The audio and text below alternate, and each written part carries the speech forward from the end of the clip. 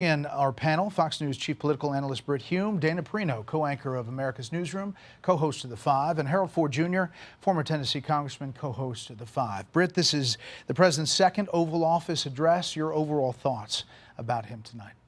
Well, I think it may be remembered as one of the best, if not the best, speeches of his presidency. He was firm, he was unequivocal, he was strong, as he has been, particularly in recent days before he went to Israel and while he was over there.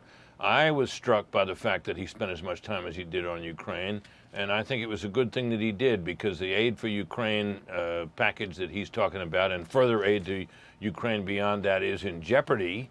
And I think that he was hampered a little bit in that effort by the fact that he dare not really mention the best reason. I mean, he mentioned, broadly speaking, the best reason for sticking with it in Ukraine, which is that what would the rest of the world and its evildoers think if we pulled out of there? Because that comes on the heels of his having pulled out of Afghanistan, which arguably emboldened all of our adversaries around the world, particularly Vladimir Putin.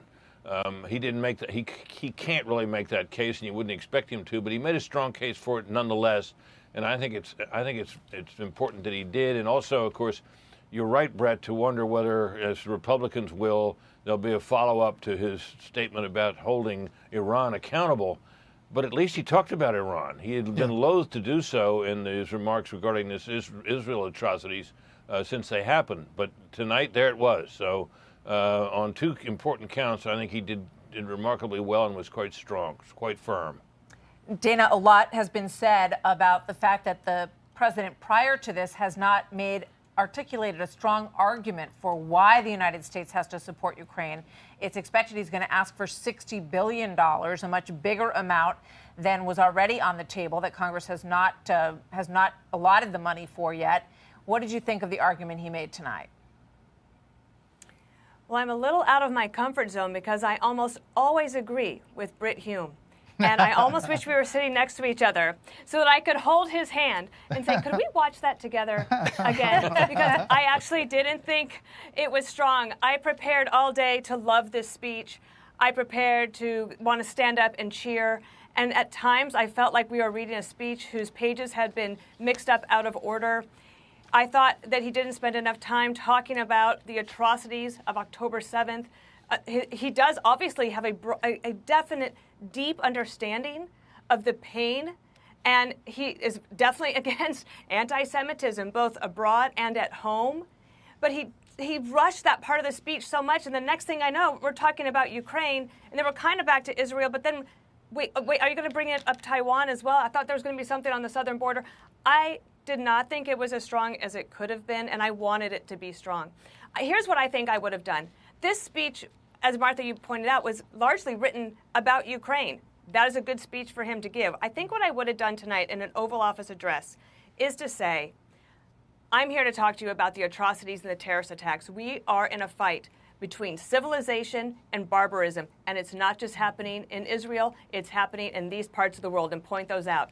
And at the end of the speech, I think he could have said, I will be going to Congress on Monday. I will make everybody sit together, even though they don't have a speaker right now, and I will make them listen to me, and I'm going to make this pitch for the money because we need to take this very seriously. Matthew Continetti wrote a piece today that I thought was so good. He said, we are no longer at a stage where we can say can and should help fund these efforts. We are now in a situation where foreign policy is so deteriorated that we are in a position of need and must. So to me, watching the speech, it felt like watching a pinball game. And I wanted to love it, and I want to sit next to Brit Hume and hold his hand and see if we can watch it together again. I've never seen that between Dana Perino and Brit Hume.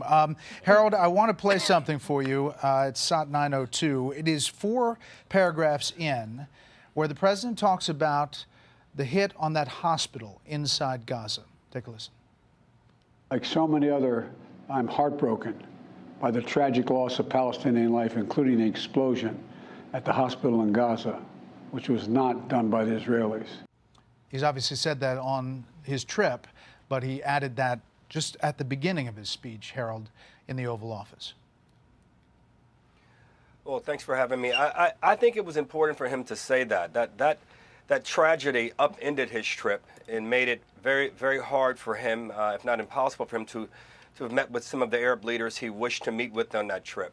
Having said all that, I thought his presence in Israel was the right time, and all of his words, I think, have resonated across the world. But let me get to the speech. I sit next to Dana 2 seats from her 2 or 3 nights a week, and I don't like disagreeing with her. I thought this was a good speech for one reason.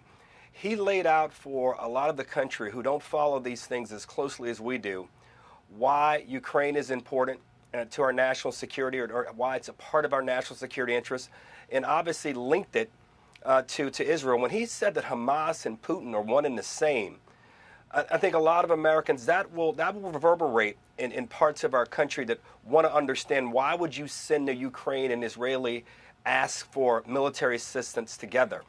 When he talked about the context in terms of the inflection points in our nation's almost 250-year history, every inflection point has been motivated by or defined by our defense of freedom and liberty.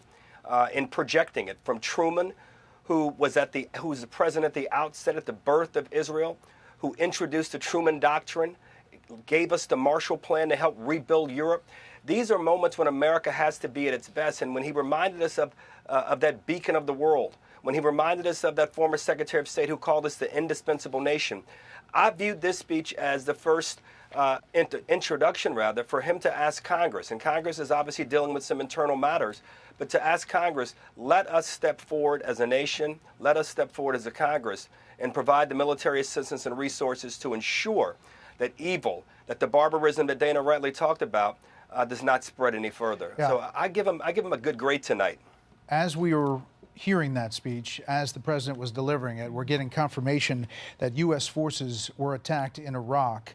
A military base hosting U.S. forces near the Baghdad airport took on rocket fire as that's happening, showing how dangerous the situation is, and a tinderbox really all over the region. Hey, Sean Hannity here. Hey, click here to subscribe to